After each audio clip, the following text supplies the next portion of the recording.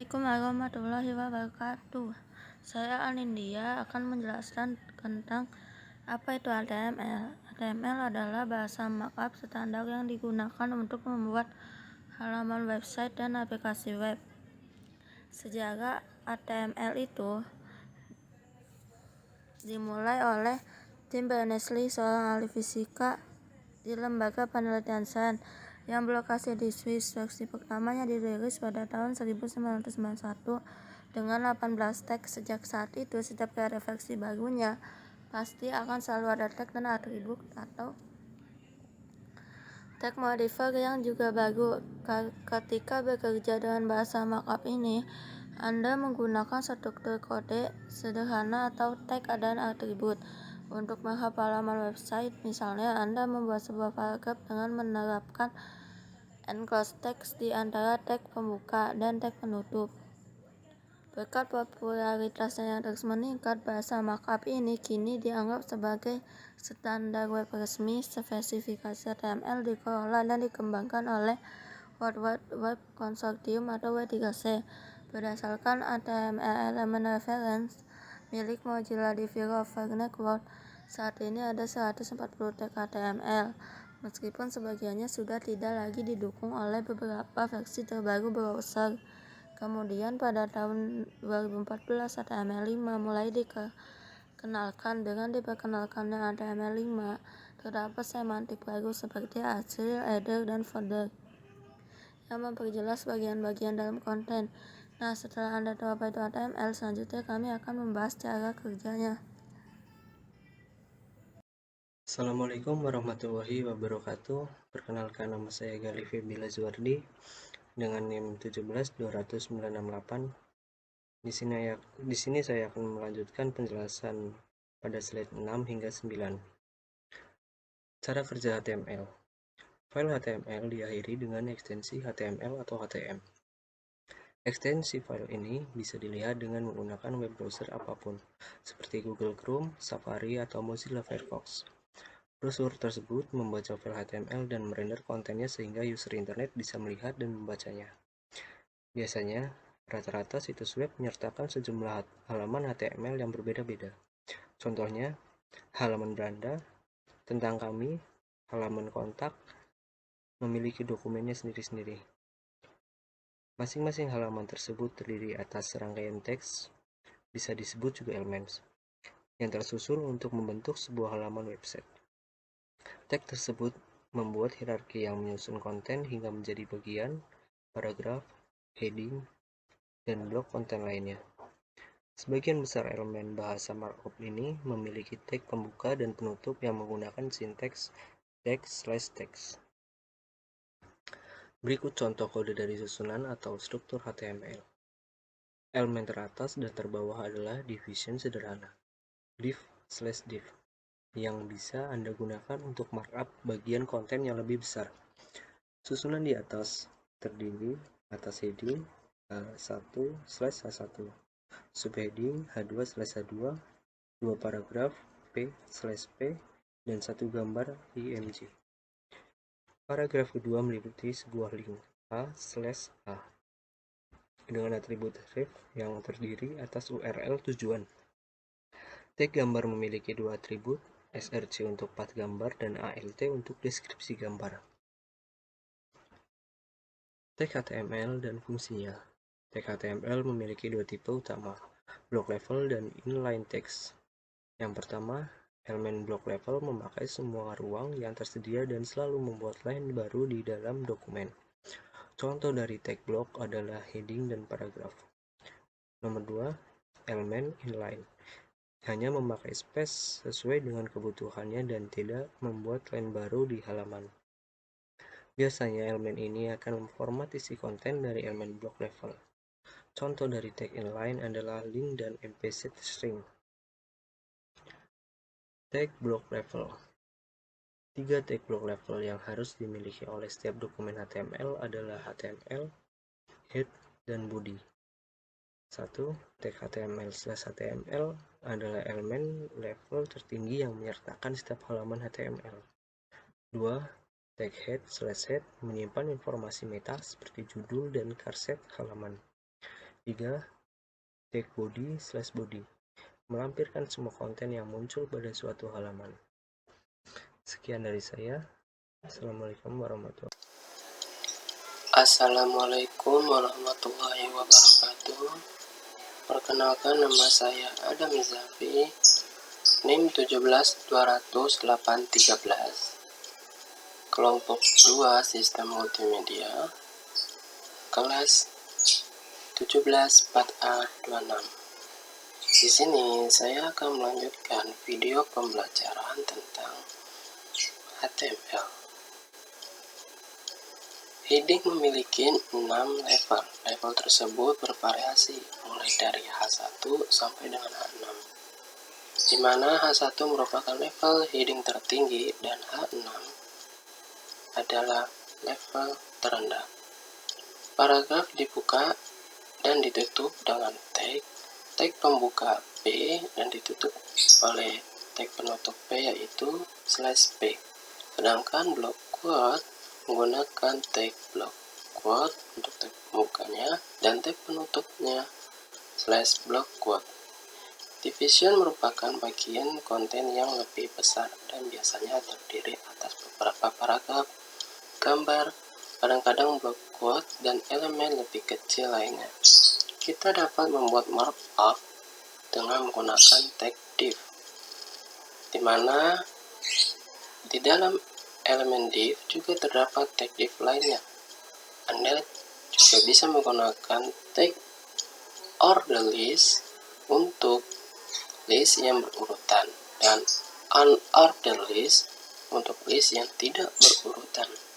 Masing-masing list item harus dibuka dan ditutup dengan tag pembuka dan tag tutup. Sebagai contoh, di bawah ini adalah tampilan dasar daftar tidak berurutan dalam HTML. Untuk input seperti ini dan outputnya seperti ini. Oke, kita lanjut. Tag inline. Sebagian besar tag inline digunakan untuk menformat teks. Sebagai contoh, tag strong akan render elemen ke format bold, sedangkan tag M akan ditampilkan dalam format italic. Hyperlink adalah elemen inline yang mewajibkan adanya tag A dan atribut href untuk mengindikasi tujuan link. Contohnya input dan output tersebut yang ada di slide. Selanjutnya, gambar atau image juga merupakan elemen inline. Anda dapat menambahkan satu gambar dengan menggunakan tag img tanpa harus membubuhkan tag penutup. Hanya saja Anda disarankan menggunakan atribut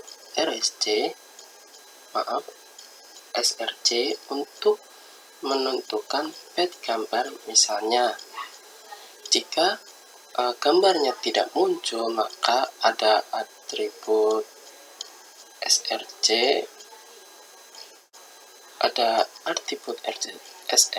di mana gambar tersebut disimpan, lalu tambah atribut alt untuk apabila gambarnya tidak muncul, maka akan muncul definisi gambar tersebut. Lalu, apa perbedaan HTML dengan HTML5? Sejak pertama diperkenalkan, bahasa ini telah melewati perkembangan yang cukup signifikan. Y3C terus merilis versi dan update terbaru sembari mencetak sejarah dan mengukuhkan keberadaannya. HTML4 dikenal sebagai HTML, dirilis pada tahun 99 dan versi terbarunya diperkenalkan pada publik pada tahun 2014, yaitu HTML5. Versi terbaru ini menambahkan lebih banyak fitur baru ke bahasa markup ini. Salah satu fitur canggih di HTML5 adalah dukungan untuk embed audio dan video. Jadi, alih-alih menggunakan flash player, kita bisa menyematkan video atau audio ke halaman website dengan memanfaatkan tag audio dan tag video.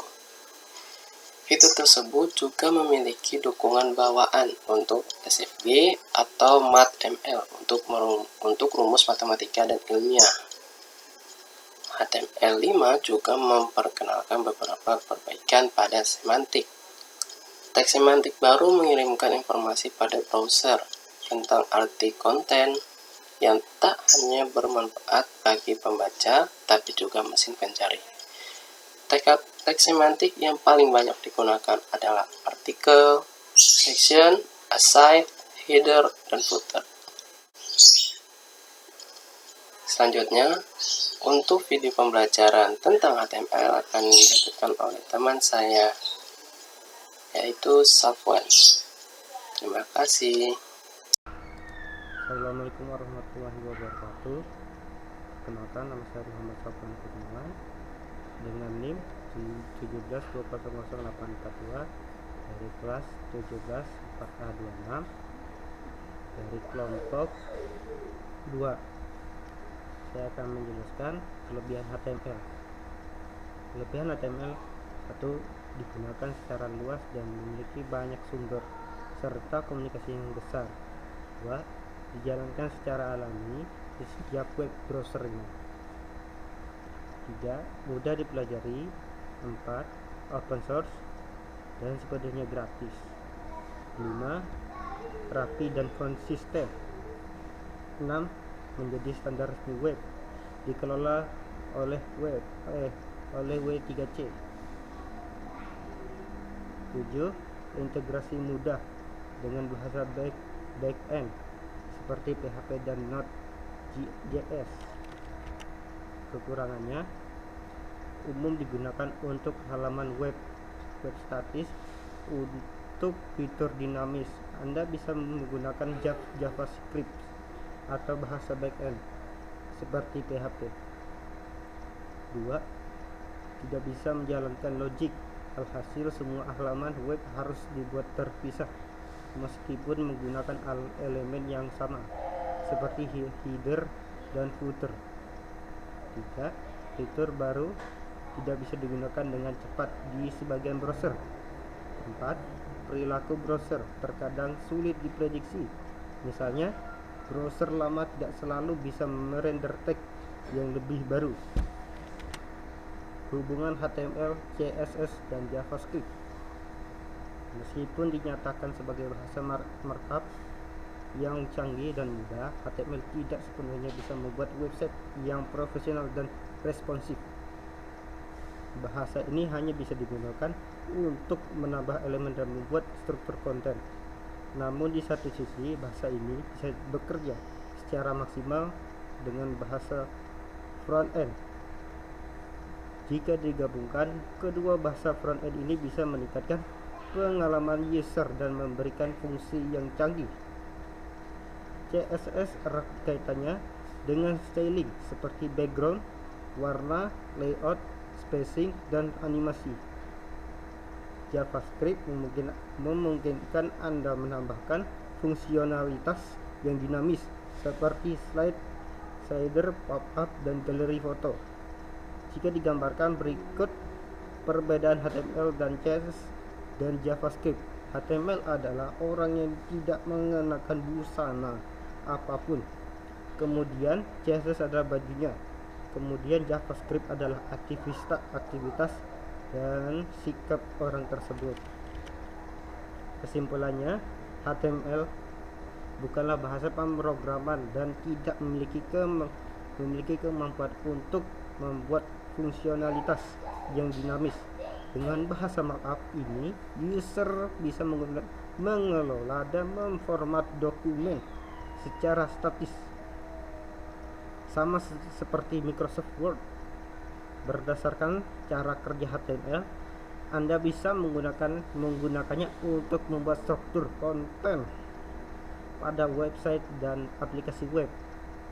HTML merupakan level terbawah dari teknologi front-end dan berfungsi sebagai dasar styling yang bisa Anda tambahkan dengan CSS dan fungsionalitas yang dapat dijalankan menggunakan JavaScript. Oke, sudah selesai.